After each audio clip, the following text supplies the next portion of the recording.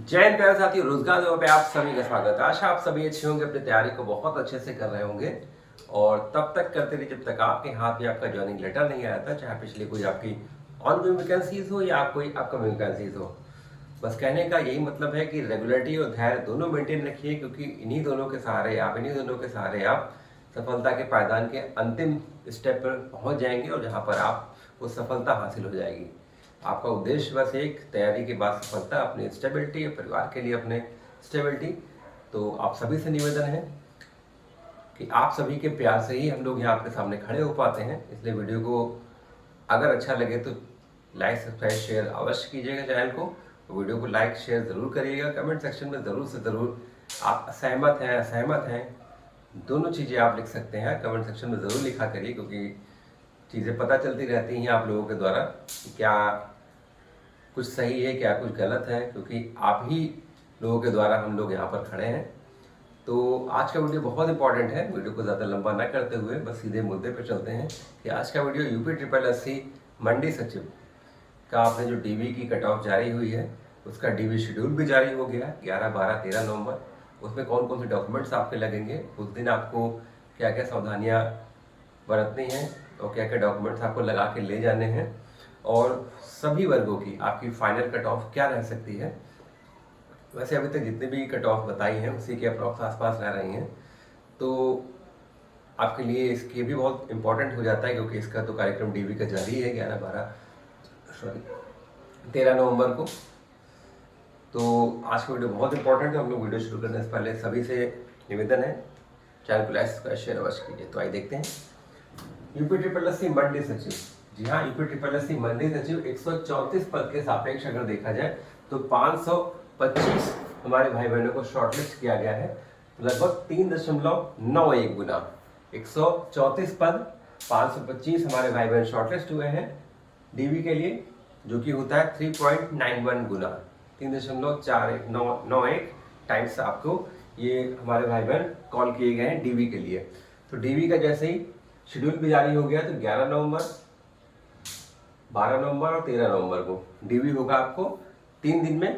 Morning evening shift में 100 बच्चे 11 तारीख को, इवनिंग शिफ्ट में 100, 12 तारीख को भी 100, 13 तारीख को 100, और जो ये 500 हो गए 500, और ये 25 इवनिंग शिफ्ट में, और 25 प्लस अपसेंट।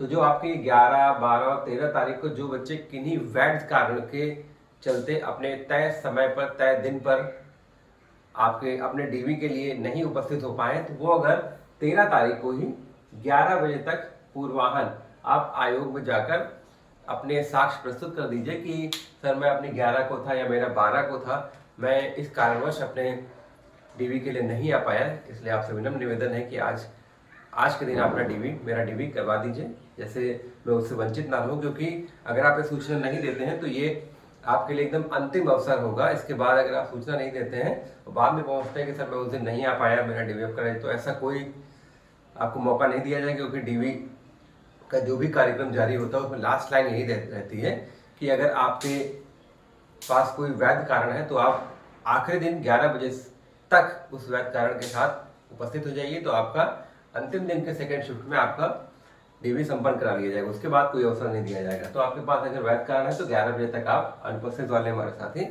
पहुंच जाए, तो आपका 13 तारीख को ही 25 प्लस अपसेंट वालों के साथ हो जाएगा। ठीक है, तो ये तो रहा आपके डीवी कार्यक्रम का। जो अपसेंट रहेंगे उनके लिए रहते हैं कि नहीं कारणवश, उनके लिए जानकारी है। अब हम लोग बात करते हैं डॉक्यूमेंट्स आपके क्या क्या लगेंगे। देखिए, डॉक्यूमेंट डीवी लेटर उम्मीद है आपने डाउनलोड कर लिया होगा, क्योंकि जिस दिन से इसकी सूचना जारी हो गई अगले ही दिन से 18 तारीख से कि इस दिन से आपका डीवी शुरू है, तो उस दिन से आपके डीवी लेटर वांछित प्रविष्टियों के साथ डालकर अपना डीवी लेटर डाउनलोड हो जाएंगे। उसी के साथ 4 प्रपत्र डाउनलोड हो गए होंगे।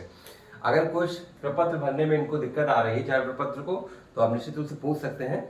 हालांकि इसमें कोई दिक्कत नहीं, बहुत ईजी लैंग्वेज में लिखे हैं, बहुत ईजी भाषा में है, कोई दिक्कत नहीं। इसके साथ साथ 10th का अंक पत्र प्रमाण पत्र आपको अगर 2010 के पहले का है तो अलग अलग होगा, 10 के बाद का है तो दोनों एक ही में आ रहा है। 12th का अंक पत्र प्रमाण पत्र, स्नातक का इशू है जो आपने लगाया हो वो आप लेके जाइएगा बस।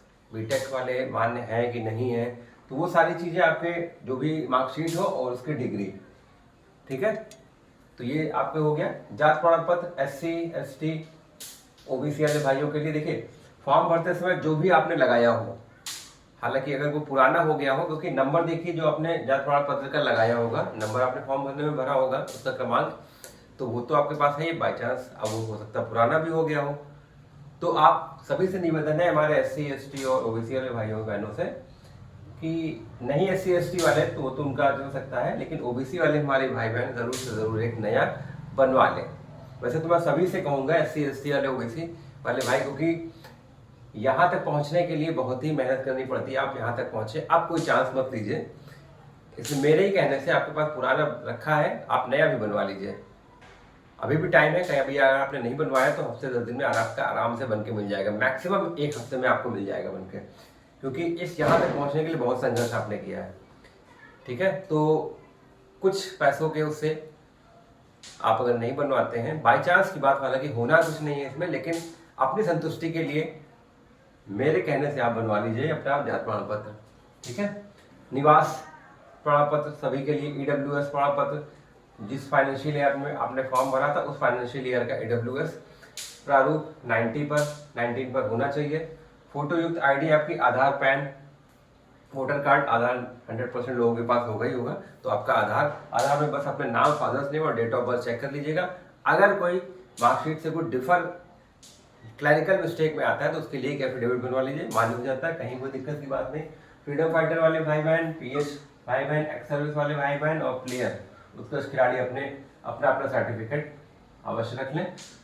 2+2 photo, 2 photo self attested, 2 photo plain आप रख लीजिए, और इन सबका एक ही ओरिजिनल सेट बन जाएगा और एक सेट आपका जीरोक्स हो जाएगा। 2 सेट जीरोक्स करा लीजिए, एक आप सेल्फ अटेस्ट कर दीजिएगा और एक अपना प्लेन अपने पास रखे रहिएगा। अब आते हैं हम लोग फाइनल कट ऑफ, क्योंकि सभी वर्गों की फाइनल कट ऑफ क्या जा सकती है। तो आइए देखते हैं। UR देखिए, अगर आप 62 से 64 है ±1 कर लीजिए तो निश्चित रूप से सेफ जोन में। OBC 60 से 62 ±1, EWS 58 से 60, SC आप 54 से 56 ±1, ST 53 से 55 ±1, और हमारी बहनों के लिए 56 से 57 अगर आप हैं आसपास तो निश्चित रूप से आप सेफ जोन में है। फ्रीडम फाइटर के लिए 57 से 58 ±1, एक्स सर्विसमैन 51 से 53 ±1, और उत्कृष्ट खिलाड़ी 54 से 55 ±1। और आते PH वाले हम लोग भाइयों के साथ आते हैं, भाई बहनों के साथ। LV कैटेगरी में 50 से 51, HH कैटेगरी 39 से 40, OA OL MDY कैटेगरी 40 से 41, ASD 28 से 29, इन सभी में ±1। अगर आप इसके आसपास हैं तो बिल्कुल आप सेफ जोन में हैं। हालांकि देखिए, पत्थर की लकीर तो कोई होता नहीं कि हमने लिख दिया तो इतनी ही जाएगी। इसके आसपास आप हैं तो बिल्कुल आप सेफ जोन में हैं, कहीं कोई आपको डरने घबराने की जरूरत नहीं है। हालांकि होता है, जब तक फाइनली सिलेक्शन नहीं होता तब तक घबराहट बनी रहती है, लेकिन कोशिश करिए कि घबराइए ज़्यादा नहीं। ठीक है, क्योंकि आपके हाथ में या मेरे हाथ में कुछ नहीं है, बस एक एनालिसिस के तौर पर, गेस के तौर पर कहा जा सकता है, एनालिसिस के बाद गेस के तौर पर कहा जा सकता है कि हाँ इतनी अनुमानित जा सकती है। ठीक है, तो बहुत सारे लोग सहमत होंगे, बहुत लोग असहमत भी होंगे। तो आप सभी से निवेदन है कि आपके जो भी राय हो, जो भी आपके विचार हो, कमेंट सेक्शन में आप जरूर लिख के बताइए, क्योंकि आपके ही पॉजिटिव और नेगेटिव कमेंट से कहीं ना कहीं हम लोगों को एनर्जी मिलती है और आपके सामने खड़े हो पाते हैं हम लोग। तो ऐसी अपडेट्स के लिए रोजगार द्रव्य के साथ जुड़े रहें, चैनल को लाइक, सब्सक्राइब, शेयर अवश्य करें और बेल आइकन को अवश्य प्रेस कर दीजिएगा, जिससे नोटिफिकेशन आपके पास तुरंत पहुंच जाए। जय हिंद, जय भारत।